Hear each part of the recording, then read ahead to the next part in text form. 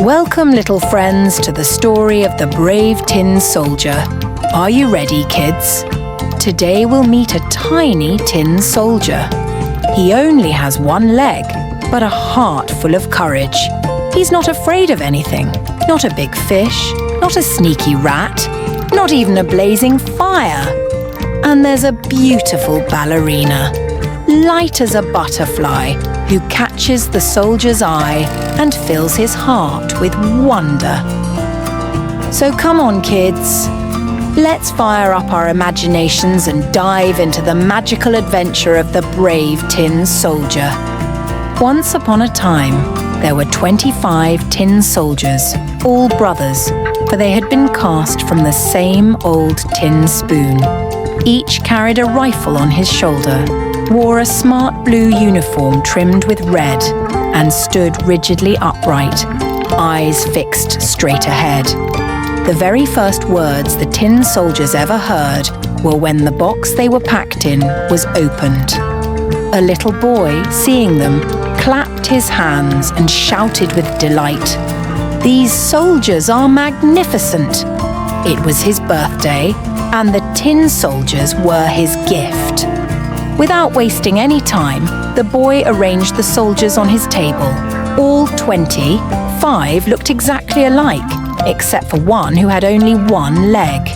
You see, he had been cast last, and there hadn't been enough tin left for both legs, so he had to make do with just one. Nevertheless, he stood just as firm on his one leg as the others did on two. And it was precisely this that later made him famous. On the table where the soldiers stood were many other delightful toys. The most eye-catching of all was a splendid cardboard castle crafted in fine detail. Through tiny windows you could peer inside. Outside the castle, small paper trees surrounded a mirror, acting as a lake, reflecting wax swans floating on its surface. The whole scene was charming, but the most beautiful sight of all was a little paper ballerina standing at the castle's entrance. She was cut from cardboard as well, wearing a delicate gauze dress with a blue ribbon draped across her shoulders. She stood with arms gracefully spread, poised in a ballet stance, being a dancer after all, with one leg lifted behind her, so that the tin soldier thought she, like him, had only one leg. If only I could have her as my wife, he thought, but she's far too grand. She lives in a castle, while I have only a box that holds 25 of us crammed together. I have no place worthy of her, but still I must try to win her favour. He leaned back against another box and gazed at her longingly, while she continued her elegant dance on one leg, perfectly balanced. That night, the boy packed away the soldiers in their box, but forgot the one-legged soldier, who remained on the table. When the household went to bed, the toys came to life.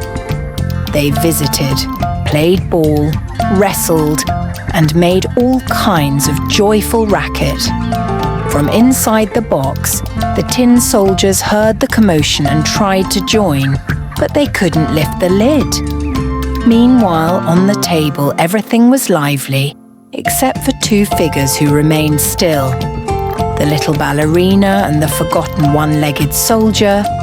She stayed frozen in her dance pose, arms spread, one leg stretched back.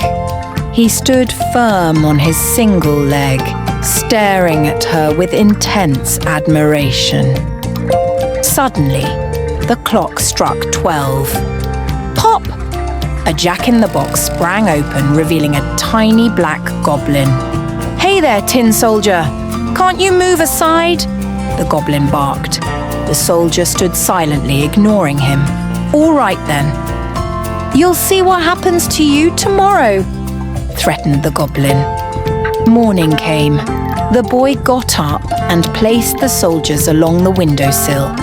Perhaps it was the goblin's curse, or maybe just a gust of wind, but the window suddenly swung open and the one-legged soldier fell out from the third-floor window. It was a terrible fall. He landed head first, but luckily his soldier's hat cushioned the blow. His one leg stuck straight up in the air. The boy and his servant rushed downstairs to look for him, but they couldn't find him.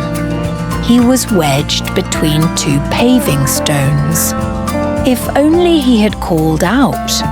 But he was too proud, too disciplined as a soldier to shout while standing at attention. Soon it began to rain and the raindrops turned into a torrent. When the rain stopped, two street boys happened by. "Look, a tin soldier. Let's sail him." They tore a sheet from a school notebook, folded it into a boat, set the soldier aboard, and launched him into the gutter stream. They ran alongside, clapping their hands with glee. Good heavens, what a rough voyage! The boat rocked violently and spun around in whirlpools. The tin soldier was terrified, but he showed no fear outwardly, standing steadfast with his rifle on his shoulder, fulfilling his duty. The paper boat floated into a dark tunnel, as black as the inside of his old box. "Where am I now?" thought the soldier. "Surely this is the work of the Black Goblin. If only the ballerina were with me. Even down in the underworld, I would be content." A large sewer rat appeared. "Your papers. Show me your passport," it demanded. The soldier remained silent, gripping his rifle. The boat sailed onward, and the rat chased after, gnashing its teeth and shrieking, "Stop him! He has no passport. He doesn't know the password." The current grew stronger, rushing the boat forward. The soldier could see daylight ahead, but also heard a roaring noise that would terrify even the bravest. Imagine! The tunnel emptied into a large drain leading to a canal, and the boat was headed straight for a waterfall.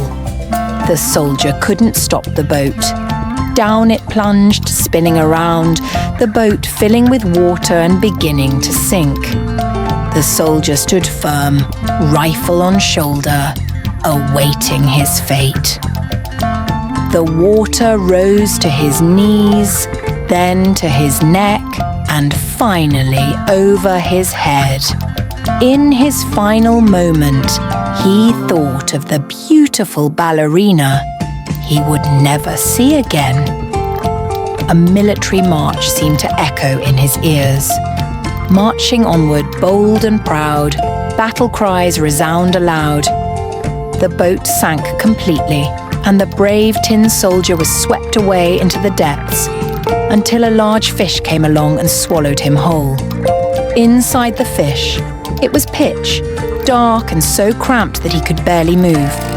Yet he remained dignified, standing at attention as always. After some time, the fish thrashed wildly and then fell still. A bright light dazzled the soldier's eyes. He heard a voice. A tin soldier. The fish had been caught, taken to the market, and sold. The cook had cut it open and found the soldier inside. She carried him to the household and showed him off, telling the story of his incredible journey. But the soldier felt neither proud nor happy. He was simply placed on the table, and to his amazement, there was the same little boy, the same toys, and the beautiful ballerina still standing by the cardboard castle. She was still poised on one leg, arms gracefully spread, the other leg extended behind. The soldier gazed at her and saw that she too was looking back at him. Neither spoke a word. Suddenly, one of the boy's friends snatched the tin soldier without any explanation and threw him into the roaring fire in the stove. There could be no doubt the goblin's curse had come true. The soldier stood amid the flames, feeling a terrible heat. Was it the heat of the fire? Or the passion in his heart? His colours faded, his form began to melt, yet he stood firm, rifle in hand, eyes fixed on the ballerina. Then a gust of wind flung the ballerina into the fire as well. Her gauzy dress caught flame, and she too burned away, crumbling into ash beside the brave tin soldier. The next morning, when the maid cleaned the hearth, she found a small lump of melted tin in the shape of a tiny heart among the ashes of the ballerina. And that's the end of the story of the brave tin soldier, little ones. Even with just one leg, he was always brave, strong, and never gave up.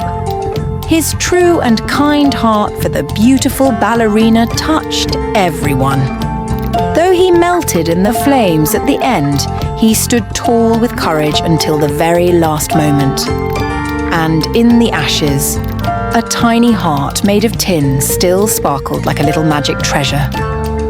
So what did we learn today? No matter how small, different, or challenged we may be, if we have a brave heart, we can be the hero of our own story.